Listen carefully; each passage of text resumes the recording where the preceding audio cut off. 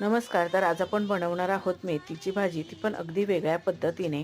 फ्रायपॅनमध्ये तेल घातले. तेल गरम होईपर्यंत लसूण आणि मिरची टेचून घ्यायची. हे टेचलेलं लसूण मिरची तेलामध्ये घालून घ्यायची आणि थोडा वेळ परतायचं.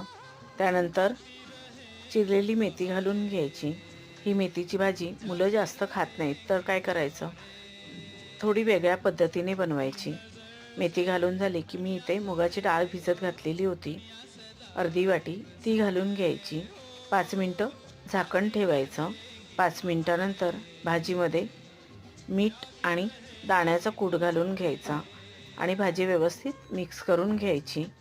परत एकदा 2-3 मिनटं झाकण ठेवायचं आणि भाजी शिजू द्यायची, म्हणजे आपली डाळ अगदी व्यवस्थित शिजेल.